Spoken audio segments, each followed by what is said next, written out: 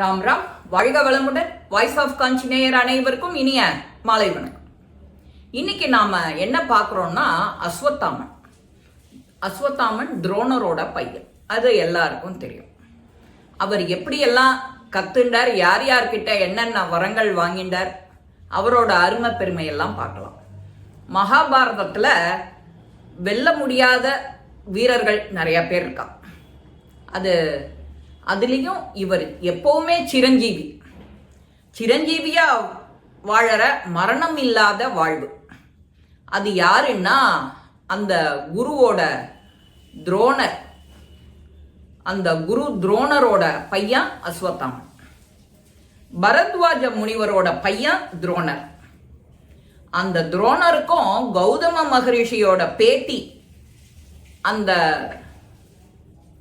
ஒரு சரத்வானோட புதல்வி கிருபிக்கும் மனம் முடிச்சு ரொம்ப காலம் ஆறுது. அப்பா அவளுக்கு குழந்தையே இல்லை. கடும் தவம் பண்றார். கடும் தவம் பண்ண உடனே சிவனே நேரில் வரார். சிவன் கிட்ட கேட்கிறார், எனக்கு என்றும் சிரஞ்சீவியா இருக்கிற மாதிரி ஒரு புதல்வன் வேணும்னு கேட்கிறார். தந்தேன் வரம் அப்படின்ட்டார். அதோட மனித குலத்தோட கடைசி உயிர் இருக்கிற வரைக்கும் அவன் இருக்கணும் அப்படிங்கிறது அவர் எண்ணம். அதை நினைச்சுட்டு அவர்கிட்ட கேட்கிறார். அவர் தந்துடுறார். அப்புறம் குழந்தை பிறந்தது எப்படின்னா குதிரை மாதிரி முகம். அதனாலதான் அவனுக்கு அஸ்வத்தாமன்னு பேர். இந்த தேவர், கந்தர்வர், அரக்கர், யட்சர், கிங்கரர்கள், இப்படி மிருகங்கள் என எந்த உயிரினமோ இல்லாம ஒரு திவ்ய அஸ்திரமோ அஸ்வத்தாமான கொல்ல முடியாது, கொல்லக்கூடாது அப்படின்னு துரோணரை அஸ்தினாபுரத்தோட இளவரசர், அந்த இளவரசர்களுக்கு குருவா நியமிக்கிறார் பீஷ்மர். பீஷ்மர் பாண்டவர் கௌரவர்களோட அஸ்வத்தாமனும் பாடம் படிக்கிறான் அப்பா கிட்ட. அதோட மட்டும் இல்ல, மகரிஷி பரத்வாஜு கிட்டேந்து வேதங்கள், தாய் மாமா கிருபாச்சாரியார் கிட்ட அந்த வியூக நுணுக்கங்கள் எல்லாம் கற்றிருக்கிறார். சத்திரிய குலத்துல சிம்ம சொப்பனம்னு யார சொல்லுவோம்? பரசுராமரை சொல்லுவோம்.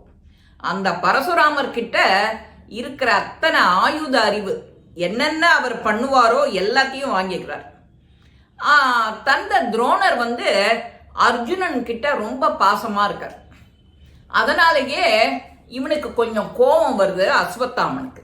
ஏன் இப்படி நம்ம கிட்ட அன்பை காட்டாம அர்ஜுனன் கிட்ட போறாளே அப்படின்னு. அதனாலேயே அஸ்வத்தாமன் போகும்போதெல்லாம் துரியோதனனுக்கு அவரை நெருக்கமான நண்பரா மாத்திடுறது அஸ்வத்தாமன். அதனால துரியோதனன் அவனுக்கு அந்த சப்போர்ட் பண்றான், ஃப்ரெண்டு மாதிரி. பாண்டவால்லாம் வனவாசம் இருக்கும்போது சின்ன வயசு நண்பன் கிருஷ்ணனை பார்க்க போறார். அந்த அஸ்வத்தாமன் அவரை பார்க்கும்போதே, நண்பனே வா வா வா அப்படின்னு சொல்லிவிட்டு, எதுக்காக வந்திருக்க, இத்தனை நாளா இல்லாம என்ன வேணும் உனக்கு அப்படின்னு கேட்குற. கிருஷ்ணா, உன்னோட சுதர்சன சக்கரம் வேணும். ஓ, போய் எடுத்துக்கோ ஏன் அப்படின்ட்டார். அவர் போய் எடுத்து கையை காட்டும் போது அதை அசைக்க கூடவே முடியல. கிருஷ்ணர் சிரிக்கிறார். என்ன அஸ்வத்தாமா, நீ வருங்காலத்துல எதுக்கு நீ இப்ப இந்த சுதர்சன சக்கரத்தை கேட்டுட்டு வர? எனக்கு தெரியும். என்ன தெரியும்? நீயே சொல்ல அப்படிங்கிறார் கிருஷ்ணன். அஸ்வத்தாமன் சொல்றார், பாண்டவர்களுக்கும் கௌரவர்களுக்கும் போர் நடக்க போறது.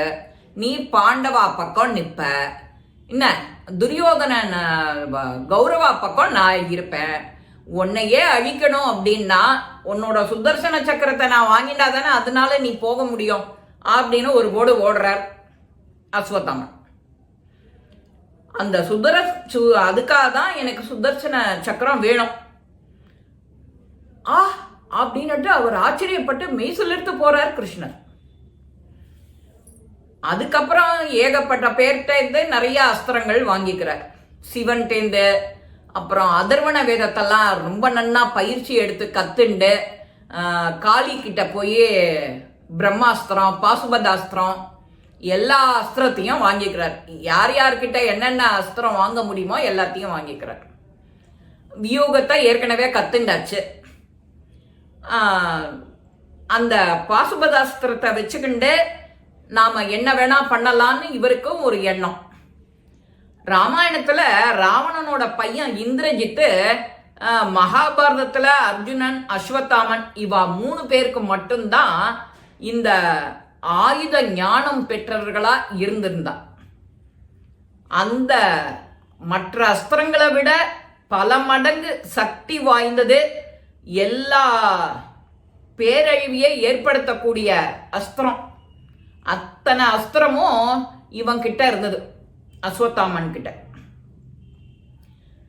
அந்த அப்பேற்பட்ட அந்த பாசுபதாஸ்திரம் தான் சொல்லுவோம் அதுக்கு பேரு. அந்த பாசுபதாஸ்திரத்தை துவாபர யுகத்துல இந்த 3ஐயும் கற்றிருந்த ஒரே வீரன்னு சொல்லணும். அது யாருன்னா அஸ்வத்தாமன் மட்டும்தான்.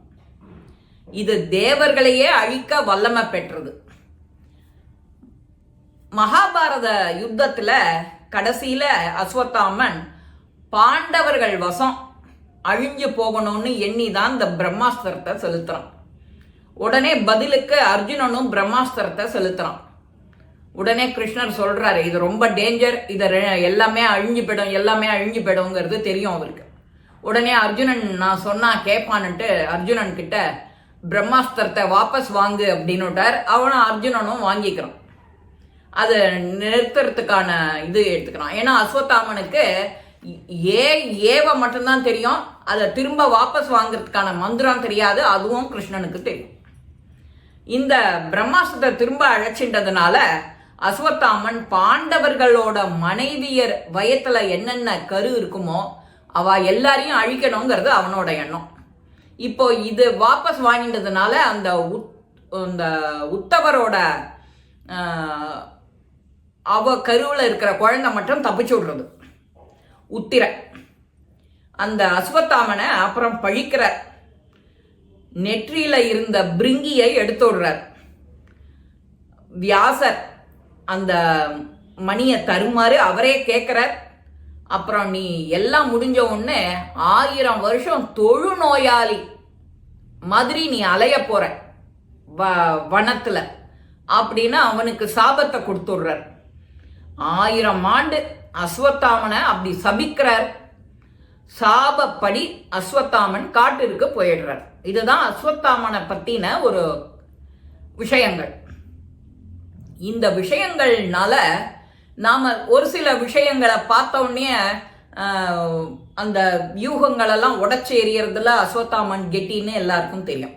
அவன் வயத்துல இருக்கும்போது என்னென்ன இது கத்துக்கிறானோ எல்லாம் அவனுக்கு காதுக்கு போய் சேர்றது, எல்லாத்தையும் அவன் கத்துக்கிறான், தெளிஞ்சுக்கிறான். ஆனா யுத்த களத்துக்கு வரும்போது ஒரு சில அஸ்திரங்களை மந்திரம் அவனுக்கு வாபஸ் வாங்கிக்கிறதுக்கு தெரியாது. ஏன்னா அதை அவன் முழுமையா கேட்கல. அந்த மாதிரி அஸ்வத்தாமன் எப்போதும் சிரஞ்சீவியா இருக்கிற வரத்தை வாங்கிட்டு 1000 ஆண்டு காலம் தொழுநோயால பீடிக்கப்பட்டு வனத்துல வாழ்ந்தார் கிருஷ்ணனோட சாபத்தினால. இதுதான் அஸ்வத்தாமனோட பத்தின விளக்கங்கள். இப்பேற்பட்ட அந்த அஸ்வத்தாமனை நாமளும் பற்றி தெரிஞ்சின்றதுல இந்த பதிவு உங்க எல்லாருக்குமே பிடிச்சிருக்கோம். லைக் பண்ணுங்க, ஷேர் பண்ணுங்க, பெல் பட்டனை கிளிக் பண்ணுங்க, சப்ஸ்கிரைப் பண்ணுங்க, கமெண்ட்ஸ் பாக்ஸ்ல கமெண்ட்ஸ் போடுங்க. ஸ்ரீ மகாபெரிவா திருவடிகளே சரணம். நல்லதே நடக்கும். ஆனந்தமா இருப்போம் நண்பர்களே. வாழ்க வளமுடன்.